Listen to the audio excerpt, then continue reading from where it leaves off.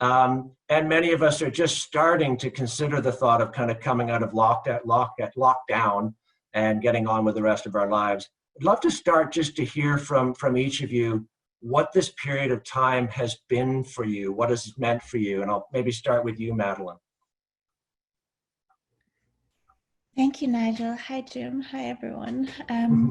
Thank you for joining us. You know, it's hard to describe. It is a hard time to put words to. I was in New York until mid-March, teaching at the City University of New York. And then the shutdowns started to happen, and I came back to Canada and finished out the semester online. It's been a pretty heartbreaking time, just seeing a lot of people go through all sorts of pain, economic, health, political. And at the same time, I feel like it's definitely been a time to reprioritize a lot of things. I think I haven't been in one place for this long in at least 4 or 5 years. And it's, I'm glad to have this time in Montreal and to be home and to be writing, which is pretty much what I've been doing since semester ended a few weeks ago. Well, we look forward to hopefully hearing a little snippet of that, Madeleine. Thank you. And what have these last few months been like for you, Jim? What have you been up to? Oh, you're on mute there.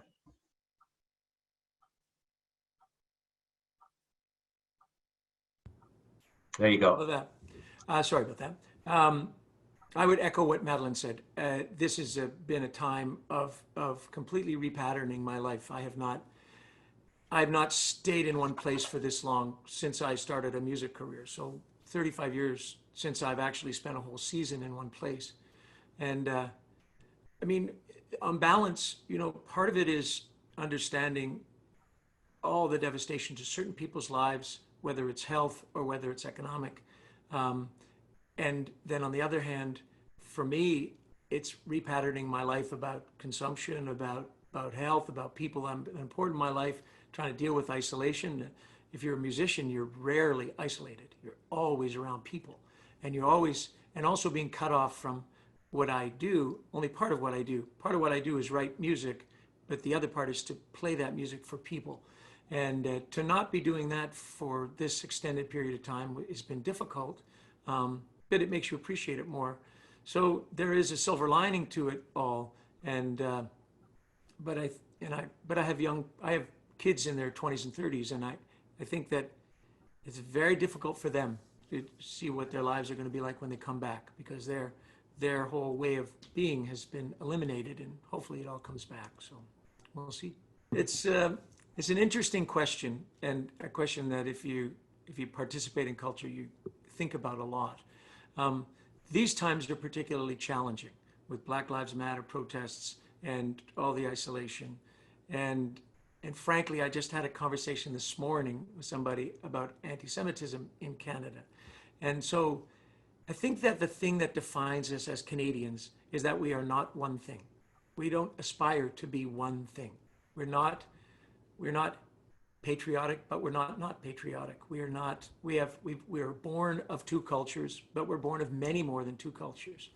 So I think that we are adaptable in terms of if we are challenged by the idea of Black Lives Matter, we have in our inner workings, we have the adaptability to try to understand and do something about it.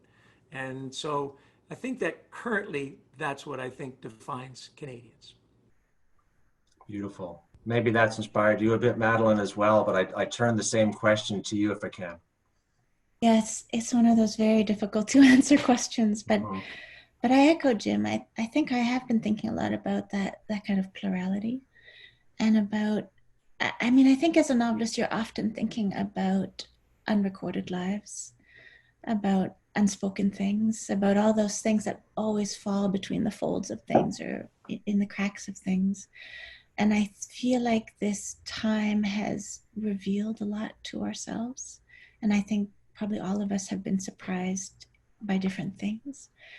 And I think the proximity to the United States is it's an emotional one, you know, I mean, because we're so close, we're so joined in so many ways. But that border gives us a bit of space to really ask ourselves what what what we need to change in our own society. And there's a lot of things, of course, really like I don't have the language to sort of encapsulate those kinds of transformative things that Jim was mentioning, that there's a lot of shifts happening, and I think they're happening in ways we can see, but I think there's a lot going on internally that is shifting, that's hard to put a name to. Well, maybe let's stay with you and dig a little bit deeper if we can. You were the first, if I remember correctly, you're the first in your family to be born in Canada. Um, so the rest of your family was born and raised elsewhere. You know, how much of that experience has influenced your writing? It's probably the ground on which everything has been built. I was born really 3 months after my parents arrived in Canada, and they came with my two siblings, and they came from Malaysia at that point, but they'd come from Hong Kong, Malaysia. They'd studied in Australia and so on. But I know that something that was a big part of my life was their anxiety always around language, of always feeling like they couldn't express themselves except in sometimes what they felt were childlike ways, or that there was something about their experience that could not be put into words, in their own words. And I think that has been a large part of why I was drawn to this kind of act of writing, which is also, strangely enough, a silent act. You know, it's interesting in these times because everything I do is pretty solitary aside from teaching. So confinement isn't really the problem, or being alone or loneliness isn't the change, but there is a different kind of loneliness I'm experiencing for the first time, and a feeling that I can't. I'm writing a book that's set in the future, and I can't. And yet my eye is going more and more deeply into the past. You know, it's like it's trying to sift things again in a different way, trying to see it in a different light, because idea of the future has shifted the light on what came before. I'm going to try to unpick that just one layer further, if possible. You know, I think the protagonists in all of your novels are actually they're coming to us from Canada, but their stories involve their families' histories, or you know, in other countries, and so you transport us through their stories to these other places. You know, most recently, obviously, in China, back to Tiananmen Square, etc. But you know, how do you think? And maybe you can't answer this, and then I'll ask you something else. But how do you think their youth in Canada affects their perspectives on history? And you both mentioned, I think you mentioned, Madeleine, earlier, the U.S. border. So it's hypothetically, of course. You know, do you think that those perspectives, your characters' perspectives, might have been different if they'd grown up in another country, say the UK or the US? I think definitely, but hard to put your finger on exactly what that change in temperament might be. You know, I had family that immigrated to Australia, the US, and Canada, and we are all kind of temperamentally quite different, I have to say. I don't want to speak for, you know, more than my parents, but I think they wanted they had wanted to stay in Australia, but at the time, Australia had, for that brief period of time, the White Australia policy, which did not allow immigration for them. So they turned to Canada, and I, you know, they've both passed away, and I think they both wanted a stable, quiet life. They wanted what we perceive of as basic things: to raise a family, to have a stable income, to feel a measure of dignity, to feel at home in a place. And I think that that ground, you know, which is the Canada of my work too, I think something I have chosen to take for granted is in all my books, and this is not the case for every immigrant writer, but in my books, it was a choice to take for granted that they have a home from which to speak. And that's, I think, that that you have to create it in the imagination first if it doesn't exist in reality, and then from there, if you have that stable ground, it is a very Archimedes thing. Give me a place on which to stand and I can measure the earth and all of those things. And I think that's it. I wanted to give them stable ground. But I have a question now for both of you, and it kind of ties together, I hope, Canada and the UK. So, Madeleine, many of us were privileged to see you, have our books signed, and hear from you, talking about a whole range of things at the British Library last fall, I think it was. So we saw you here in the UK. And Jim, I can say for one, I was at the front of the stage at Trafalgar Square a few years ago when you and the band played Canada Day. So there are many more than just these sort of indications that you both have some affinity for the UK. I just wonder if we can ask you to comment on your impressions of the UK and any relevance that the relationship between Canada and the UK have for you. I'll let you just ramble on that, maybe perhaps starting with you on that, Jim.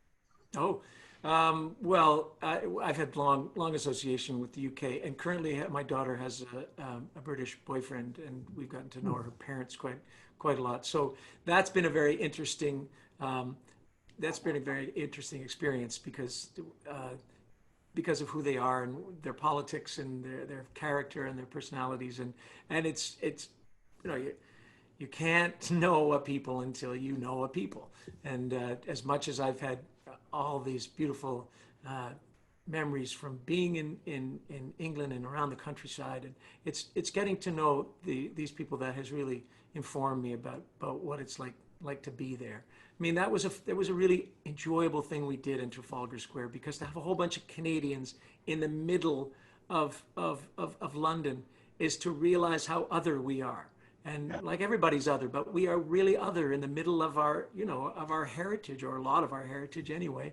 And that was fun. It was actually really enjoyable to have people wonder what was going on and what that crazy ball hockey game was during the day. And that felt good, because obviously we go around North America feeling like, just we belong here.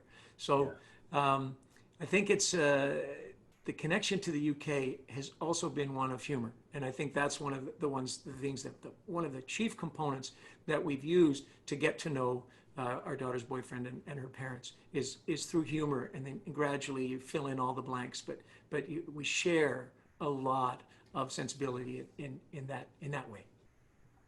Brilliant. Madeleine, how about for you, that connection between Canada and the UK? Oh, my thoughts are so scattered, but I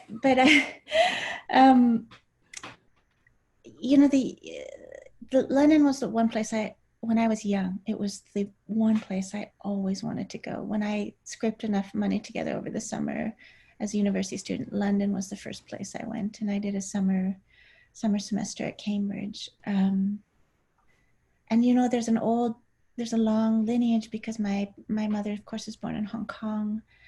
My father was born in what was British North Borneo. So there is this other kind of relationship that's very complex, but also is full of feeling, I think, for my mother and father and the UK. And I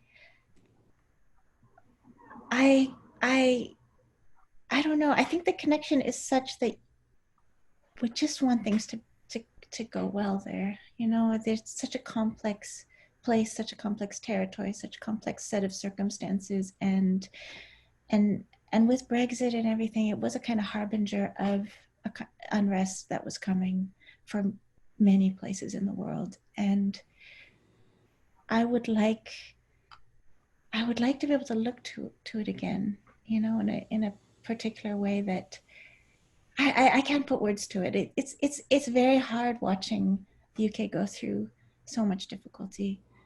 And it definitely had it very, very hard with COVID, and that's hard to see.